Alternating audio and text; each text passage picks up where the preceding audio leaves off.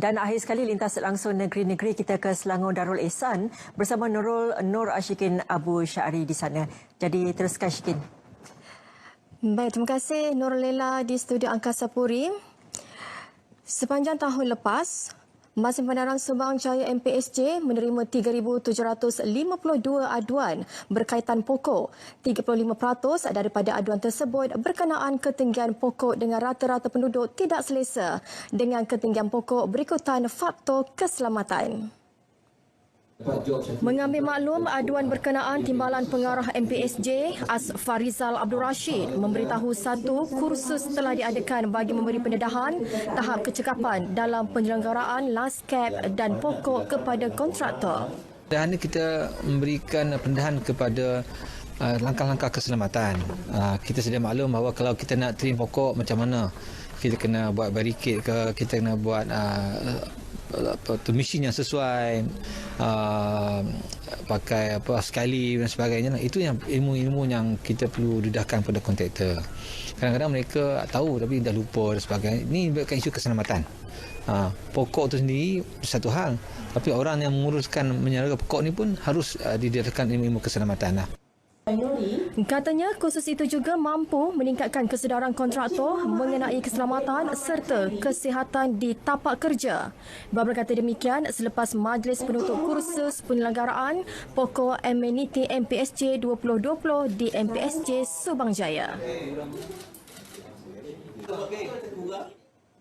1,770 permit Bazar Ramadan dikeluarkan Majlis Maya Raya Shah Alam MBSA tahun ini. Kesemua permit berkenaan, kata Datuk Bandar Datuk Haris Kasim, bagi 31 lokasi tapak Bazar Ramadan disedia dan juga diuruskan sepenuhnya pihak berkuasa tempatan PBT. Manakala 12 lokasi di bawah pengurusan swasta. Beberapa penambahbaikan turut dilakukan tahun ini dan beliau turut mengingatkan peniaga untuk mematuhi tahap kebersihan ketika menjalankan operasi perniagaan.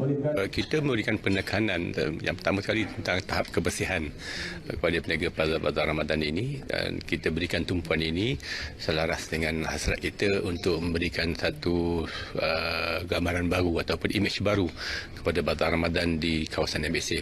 Selain daripada kita sedang cuba untuk menukarkan kemah-kemah yang digunakan secara individu, sekarang kita akan gunakan satu kemah yang standard kepada semua peniaga-peniaga Bazar Ramadan termasuk apron dan topi. Jadi ini akan memberikan satu imej yang menarik kepada Bazar Ramadan dan akan memberikan satu daya tarikan, dia akan memberikan satu peluang kepada peniaga-peniaga untuk lebih ramai orang berkunjung ke Bazar Ramadan, kerana yang pertama sekali mereka akan pastikan bahawa kawasan perniagaan mereka bersih, dan yang kedua selesa, dan yang ketiganya adalah kita kata menariklah dari segi untuk kunjungan.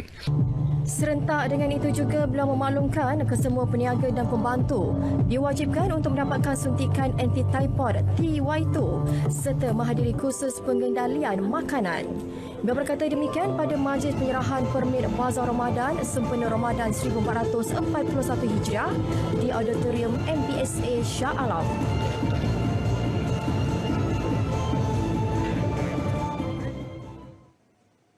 Masuk edisi penganjuran ke-9 Karnival Putra Consular terus menawarkan pelbagai aktiviti termasuk keusahawanan dan kebudayaan.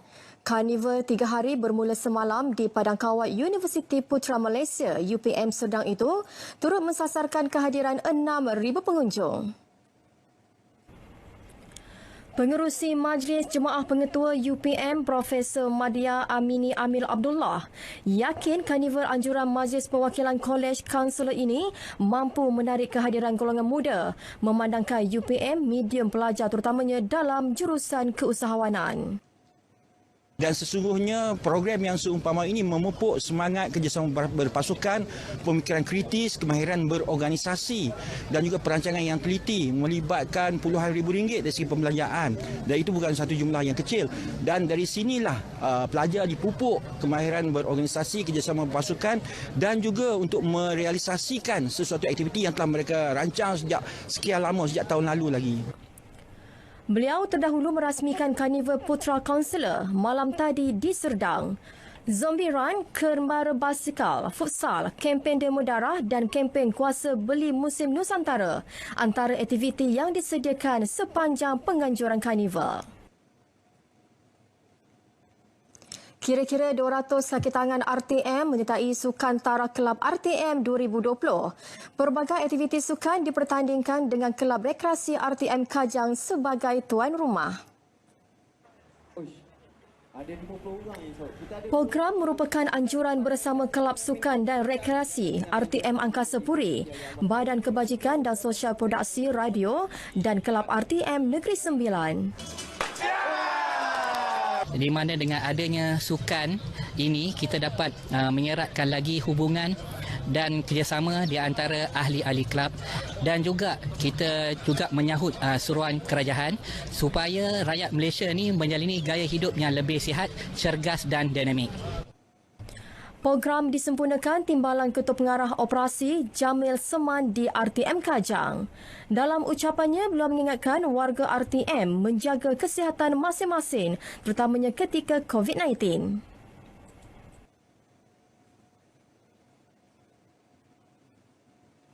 Setakat ini sahaja perkembangan semasa dari Selangor Darul Ihsan. Kembali semula bersama Nurlela di studio Wisma Berita Angkasa Puri untuk laporan berita wilayah.